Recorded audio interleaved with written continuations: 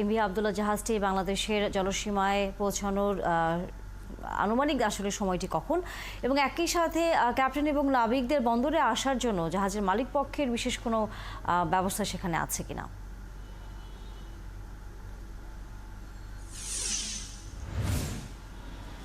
তানিয়া ৩৩ দিন যাবৎ সোমালি জলদস্যুদের জিম্মি অবস্থায় থাকার পর মুক্ত হয়ে এমভি আবদুল্লাহ, এটি কেএসআরএম গ্রুপের মালিকানাধীন একটি জাহাজ, এটি শ্রীলঙ্কা থেকে এখন চট্টগ্রাম অভিমুখে আছে, যেটি আমাদেরকে জানানো হয়েছে যে আজকে রাতের মধ্যেই এটি কক্সবাজারের যে কুতুবদিয়া চ্যানেল রয়েছে সেখানে নোঙর করবে।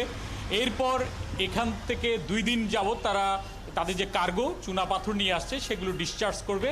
লাইটারিং করার পর, লাইটারিং জাহাজের মাধ্যমে এটি খালাস করার পর পরবর্তী সময়ে এটি এখানে যে কেএসআরএম শেকড় থেকে শিখরে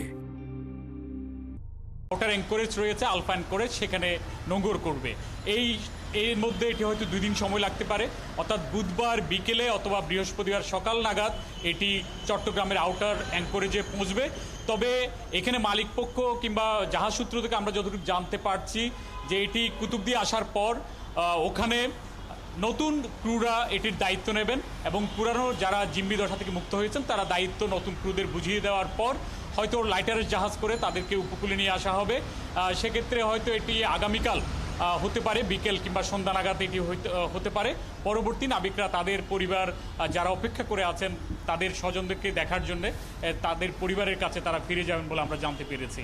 তো এখন পর্যন্ত আমরা সর্বশেষ যেটা জেনেছি যে এটি আরব আমিরাত থেকে 56,000 মেট্রিক টন চুনাপাথর নিয়ে এটি ইরানিয়ান কোস্ট হয়ে পরবর্তী সময়ে করাচি এবং মুম্বাই কোস্ট ধরে শ্রীলঙ্কার কলম্বো বন্দর হয়ে এটি চট্টগ্রামের পথে আছে।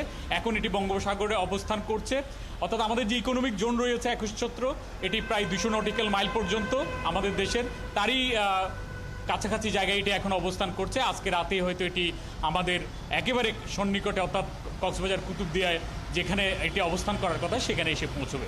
তানিয়া, অসংখ্য ধন্যবাদ।